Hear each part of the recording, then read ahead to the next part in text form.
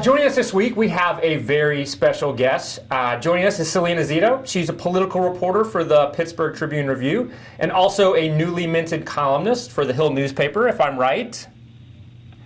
And yeah, you got that right. Congratulations on that, by the way, Salena. I'm glad that more people will be getting to see your great work, not just those of us who are connected to the great city of Pittsburgh. I wanted to talk a little bit about the issue of guns, and obviously it's been one that has been in the media a lot over the last week or so, particularly since Sunday.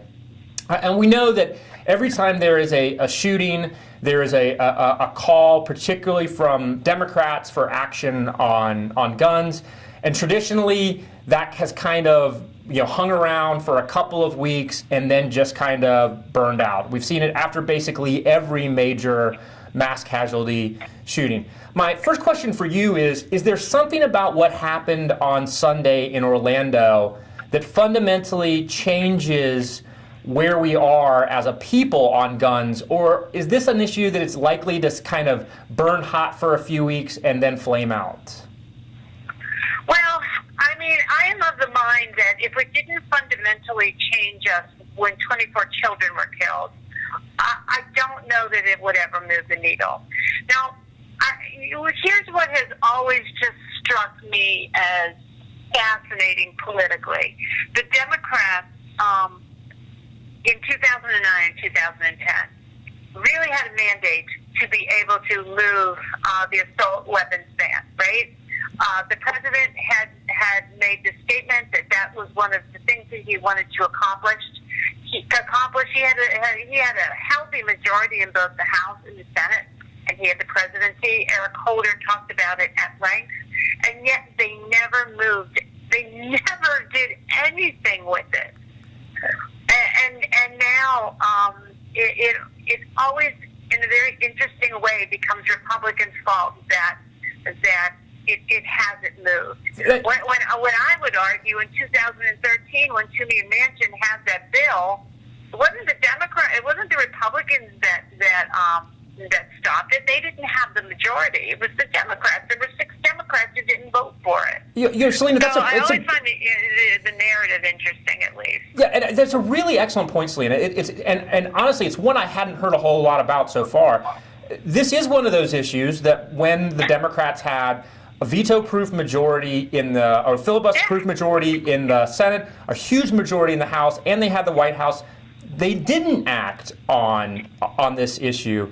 So I think that is a really amazing point, especially because how often we hear from Democrats after there is a shooting that the reason we don't have action is solely because of Republicans. And frankly, absolutely right. I mean, they made the decision that they were going to leave it all on the table for health care. They made the decision that they were not going to act on 2 things that they really said that they were going to do, which was the assault weapons ban and cap and trade.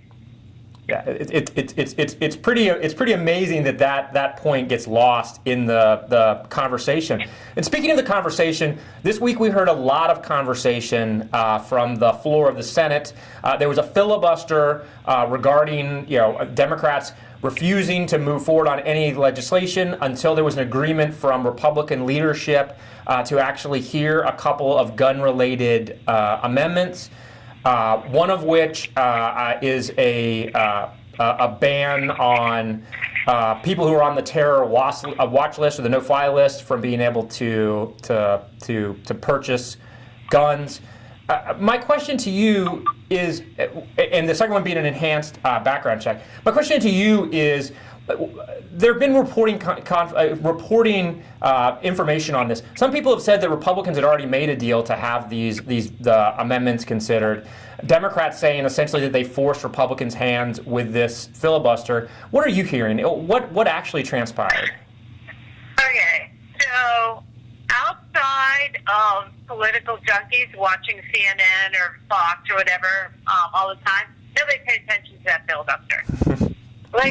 Nobody paid attention to that. I really want to drive that point home. The Republicans did already. It's true. The Republicans, all you have to do is look in the history history of the amendments and the bills. I mean, they already did have this on the markup, but the biggest resistance on the terror watch list is the immense pushback by law enforcement that this makes us incredibly more unsafe because terrorists then know they are being watched. It alerts them that law enforcement is on their back. And that is the reason, that is the only reason that this thing has never passed before. I mean, even the FBI director's statement yesterday, he alluded to a hearing that he did in December of 2015 where he unequivocally said, you do this, that will happen. Well, so do you think that either of these amendments are legitimately have a possibility of reaching the president's desk for his signature in this environment? I doubt it. It's an election year. We're not doing anything here in Washington in the election year. No. We don't do anything in the pre-election year either. This is true, but at least we have an excuse during the election year. We say it's an election. We can't get anything done. Well, and here's the thing, right? People wonder why Trump has done so well and why he sort of just annihilated his rivals in the primary election process. It has absolutely nothing to do with ideology. It has everything to do with people being so fed up by, giving the left and or giving the right the majority and getting nothing in return. They are basically saying, look, we've done everything for you. In 2006, we were fed up with Republicans in terms of big government and corruption, so we gave it to the Democrats, who had wisely picked a bunch of moderate Democrats to run in swing states.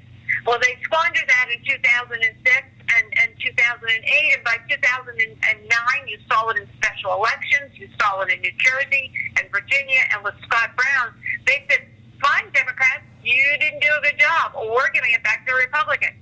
And they gave it back to Republicans in a bigger way in 2014 and in 2015. And still, they're not getting what they want. Look, the American people keep sending a message to Washington, and Washington continues to misread it. People want things done. They want people to stop hanging out in their wings, their left or right wings, and actually be effective in do things. So that leads me to a question about the political saliency of this issue as we look towards November. I've heard lots of supporters of gun control mention that the numbers in terms of things like enhanced background checks and keeping people from the terror watch list from being able to purchase guns have approval ratings to the American people of 90%, upwards of 90%. Of course, the political dynamic has always been that that's not any of those people's number one issue.